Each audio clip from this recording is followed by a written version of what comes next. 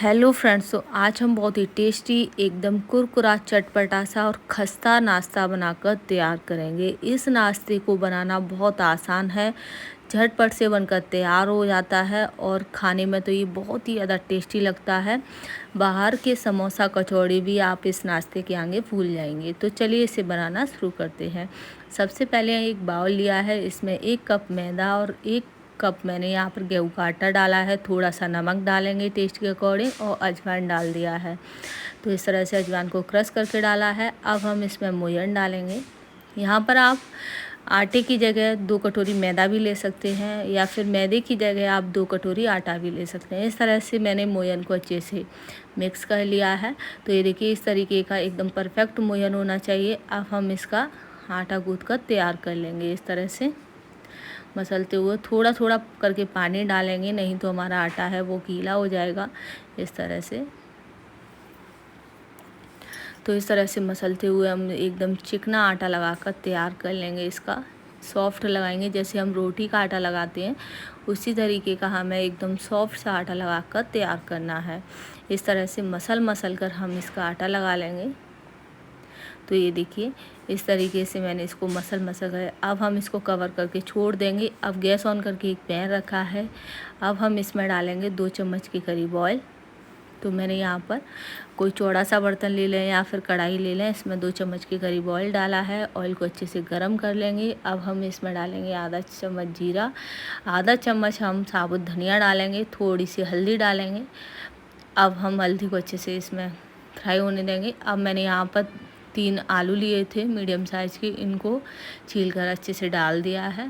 थोड़ी सी मटर डालिए। अब हम जो भी मसाले खाते हैं घर में उन्हीं को डालेंगे, जैसे लाल मिर्च का पाउडर, धनिया पाउडर, अमचूर पाउडर, नमक, कसूरी मेथी, गरम मसाला। इस तरह से बेसिक से मसालों से ही बनाकर तैयार कर रहे हैं। मैं जो भी नाश्ता बनाती हूँ बिल्कुल बहुत ही सिंपल और बेसिक से मसालों से बनाकर तैयार करती हूँ। तो इस तरह से डाल देंगे और इन सभी को अच्छे से इस तरह से मिक्स कर लेंगे, जैसे कि हमारी स्टफिंग बनकर तैयार हो जाएगी। तो यहाँ पर जो स्टफिंग है वो थोड़ी सी ड्राई है। जब हम इसको फिल करेंगे तो ये बिल्कुल ड्राई सी रहेगी। तो हम इसमें थोड़ा सा पानी भी डाल सकते हैं, जिससे जो स्टफिंग है वो अच्छे से यानी कि अच्छे से मैसी हो जाएगी। अब मैंने यहाँ पर थोड़ा सा पनीर लिया है, घर का बना हुआ पनीर है, आप चाहें तो मार्केट का ले सकते हैं। इस तरह से मैंने पनीर डाल दिया है। थोड़े से मैंने इसमें काजू डाल दिए हैं और इस तरह से अच्छे से मिक्स कर लेंगे इन सभी चीज़ों को। पहले हम इन सभी चीज़ों को अच्छे से मिक्स कर लेते हैं, जिससे जो पनीर मसाला है वो अच्छे से इसमें मिक्स हो जाए। इस तरह से अब मैंने यहाँ पर 2 से 3 चम्मच के करीब पानी डाल दिया है, जिससे क्या होगा, पानी डालने से सारे मसाले आपस में अच्छे से मिल जाएंगे, सब्जियाँ और मसाले। तो इस तरह से थोड़ा सा पानी डाल दिया है, क्योंकि अभी ये ड्राई था।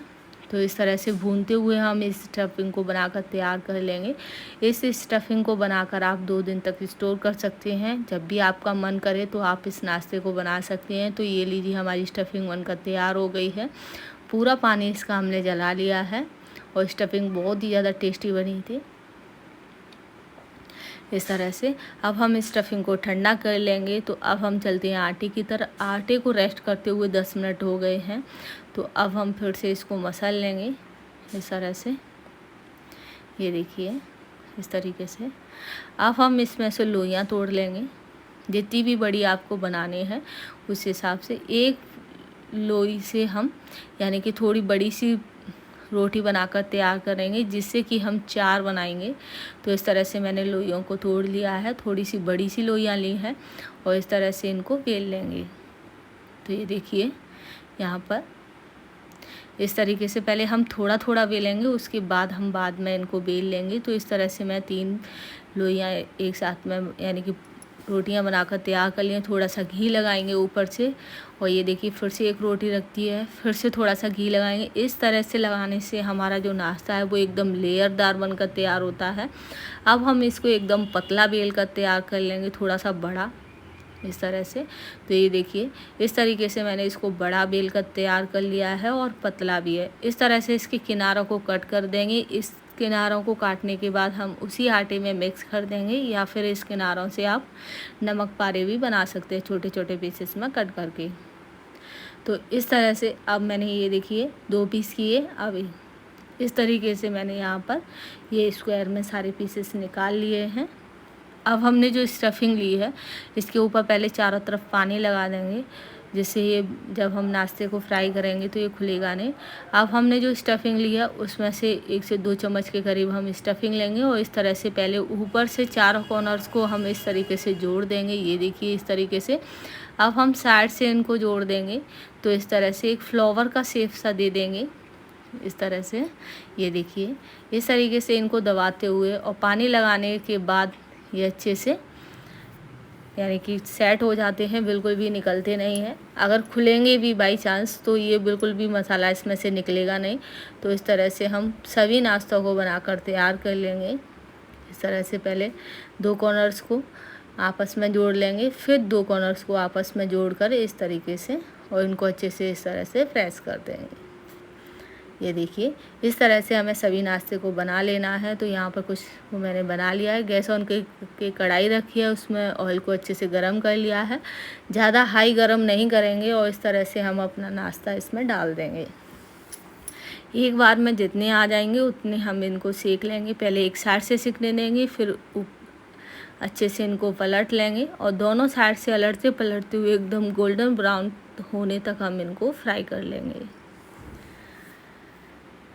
तो ये देखिए इस तरीके से मैंने दोनों साइड से अच्छे से गोल्डन ब्राउन होने तक फ्राई कर लिया है। आप यकीन मानिए नाश्ता इतना अच्छा बना था, बहुत ही ज़्यादा टेस्टी बना था और एकदम लेयरदार बनकर तैयार होता है। इसी तरह से हम बाकी का जो बचा हुआ नाश्ता है उसको भी सेक कर तैयार कर लेंगे। तो ये देखिए हमारा एकदम कुरकुरा खस्ता नाश्ता बनकर तैयार हो गया है।